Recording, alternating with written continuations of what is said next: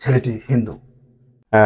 দৈহিক সম্পর্কে জড়িত হয়েছেন, এটা তো AHPTV Surviving in the Way of Allah. শায়েখ এক বোন প্রশ্ন করেছেন, নাম প্রকাশে অনিচ্ছুক। তিনি ফেসবুকে বিভিন্ন ইসলামিক পোস্ট করেন। তো পোস্ট করার তার কমেন্ট বক্সে এক যুবক তাকে মাশাআল্লাহ পজিটিভ বাক্য লিখে থাকেন এবং রিলেশনশিপ হয়ে যায়।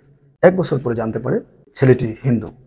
রিলেশনশিপ এতটা গভীরে চলে গিয়েছে, যত প্রকারের দেখাশোনা যা করার দরকার সবকিছু তারা করে ফেলছে। এখন ওই বোনের প্রশ্ন হচ্ছে যে আমি কি তাকে বিবাহ করতে পারবো কিনা, ওই হিন্দু যুবককে। তো এ বিষয়ে হযরত আপনার কাছে আমরা জানতে চাই মূল্যবান মতামত। AHPTV Surviving in the Way of Allah.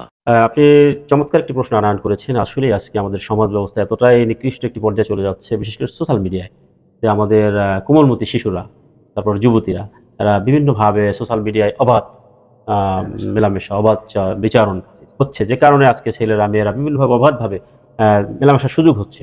তো সেক্ষেত্রে সোশ্যাল মিডিয়া ব্যবহারের ততটুকু অনুমতি রয়েছে যতটুকু সাধারণ দৃষ্টিতে অনুমতি আছে। যেমন ইসলাম জানা, কোরআন এবং সুন্নাহ জানা, কিন্তু একই সঙ্গে আপনি ইসলামী পোস্ট দিচ্ছেন, বেশ ভালো কথা, কিন্তু একই সঙ্গে আপনি অন্যান্য পুরুষের সঙ্গে যে আপনার সম্পর্ক তৈরি হচ্ছে, এটা সব পরিপূর্ণভাবে ইসলাম নিষেধ করেছে। তো তারপরেও যখন আপনি এই সম্পর্কে জড়িয়ে গিয়েছেন, এটা কোনোভাবেই ইসলাম অ্যালাউ করে না। আপনার অশ্লীলতার ধারে কাছে যাওয়া, এটা ইসলামের বিধানের সম্পূর্ণ বিপরীত, এটা যাওয়া যাবে না।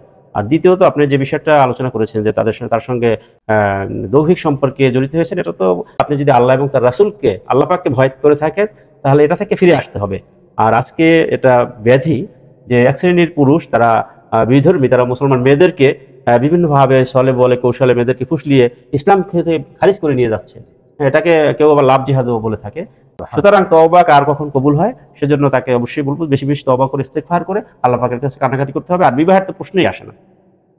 সাবস্ক্রাইব করুন AHPTV তে। AHPTV Surviving in the Way of Allah.